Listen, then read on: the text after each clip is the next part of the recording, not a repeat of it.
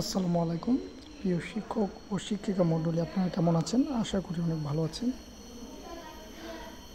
স্বতন্ত্র সংযুক্তিতে মাদ্রাসার নীতিমালা ফাইলের সর্বশেষ আপডেট নিয়ে হাজির হয়ে গেলাম আমি শাহিন শিকদার। যতটুকু আপডেট পেলাম আপনাদের সেই আপডেটটুকু আমি জানানোর চেষ্টা করব। প্রথমত আমি স্বতন্ত্র ইবতেদায়ী মাদ্রাসা নীতিমালা 2025-এর যে নীতিমালাটি, সেই নীতিমালাটি সম্পর্কে আলোচনা করব।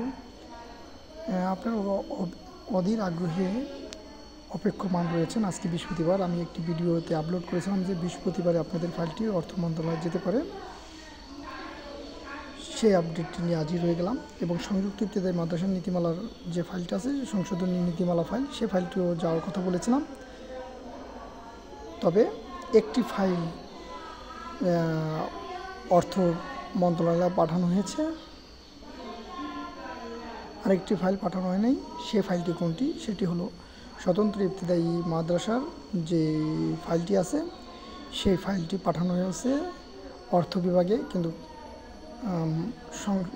মাদ্রাসা সংশোধনী নীতিমালা ফাইলটি এটি পাঠানো হয়নি। এটি কবে নাগাদ পাঠানো হতে পারে এটিও আপনাদেরকে জানিয়ে দেব।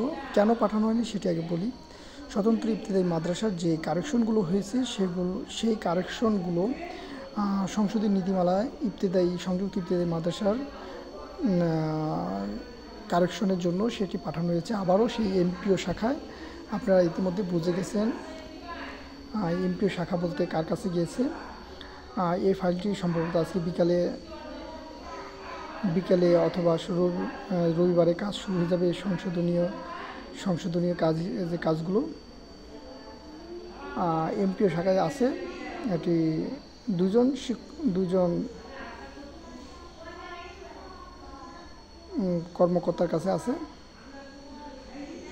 সেই দুজনের নাম আমি নাই বলি। সো আপনারা একটু সংযুক্ত ইবতেদায়ী যারা আছেন তারা একটু মন খারাপ করতে পারেন, কিন্তু আমার মনে হয় মন খারাপ করার দরকার নেই। আমাদেরকে কথা দেওয়া হয়েছে ঈদের আগেই অর্থাৎ মে মাসের আগেই এই কাজটা কমপ্লিট করার চেষ্টা করবে। তারা ঈদের আগেই এই নীতিমালাটা প্রকাশ করার চেষ্টা করবে। সো সংশোধনী কাজগুলো যদি হয়ে যায় দ্রুত আগামী সপ্তাহে, তাহলে পরের সপ্তাহে আমরা আশা করি পরের সপ্তাহে আমাদের ফাইলটি অর্থ মন্ত্রণালয়ে যাবে ছিল।